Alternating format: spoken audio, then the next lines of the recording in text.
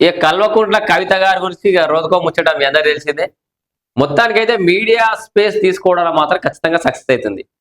ఆమె ప్రధాన ప్రతిపక్షం నేనే అని అంటుంది కానీ మీడియాలో మాత్రం అంటే మీడియా స్పేస్ లో మాత్రం ఆమె కనిపిస్తుంది. జ్యోతిబా పులే విగ్రహ ఏర్పాటు వద్ద మ్యాప్ పరిశీలిస్తున్న కవితలట. రాష్ట్రంలో ప్రతిపక్షం మేమే, తెలంగాణ జాగృతి అధ్యక్షురాలు కవిత. ఈమె ఏమంటుందంటే బీజేపీ బీఆర్ఎస్ రెండు ప్రతిపక్షాలుగా విఫలమైనవి, ఆ స్థానాన్ని మేమే భర్తీ చేస్తున్నామని అంటుంది. ఒకసారి ఏం చెప్పి చదువుదాం.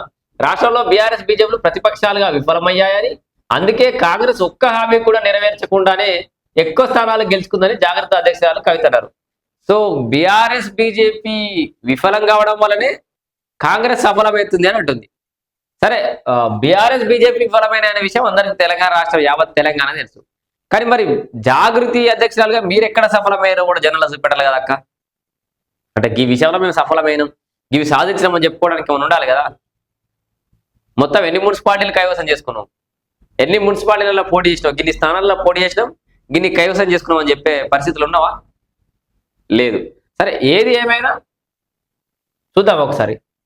కావున ప్రస్తుతం రాష్ట్రంలో ప్రతిపక్ష పాత్రను తామే పోషిస్తున్నామని ట్యాంక్ బండ్ మీద జ్యోతి బాపులే విగ్రహం ఏర్పాటు చేయడం పాక్షిక విజయమేనని, అసెంబ్లీలోనూ ఉండాలని తమ డిమాండ్ అన్నారు. ఎంపీటీసీ జెడ్పీటీసీ ఎన్నికల్లోనైనా బీసీలకు 42% రిజర్వేషన్లు వర్తింపజేయాలని, బడ్జెట్లో ఏటా బీసీలకు 20,000 కోట్ల రూపాయలు కేటాయించాలని కోరారు. మొత్తానికి బీసీల మీద ప్రేమనైతే అసలు పొంగి పొరలిపోతుంది.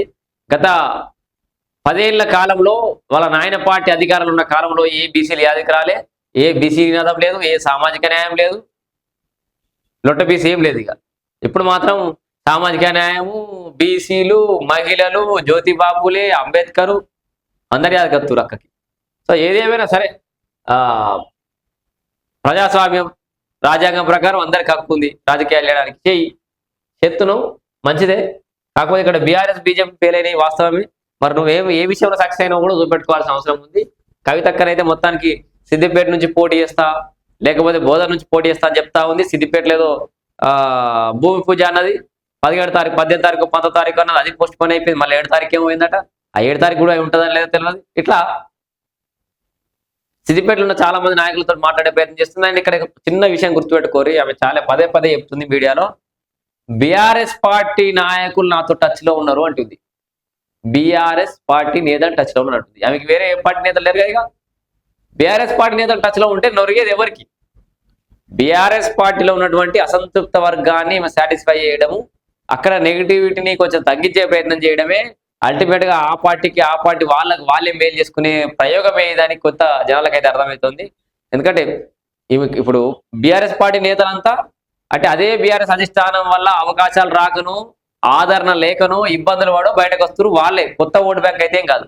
ఆ నెగిటివిటీ దెబ్బ పడకుండా ఓట్ షేర్ చేసుకుంటుంది అంతే. అంతకు మించి ఏముండే అవకాశం లేదు. మొత్తానికి కవిత గారు పార్టీ తెలంగాణ ప్రజా జాగృతి అనేది అని కూడా ఏమంటుంది టీపీజీ అని మనం నిన్ననే చెప్పినాం విశ్లేషణ. చూద్దాం ఎంత దూరం తీసుకుపోతుంది ఈ పార్టీని.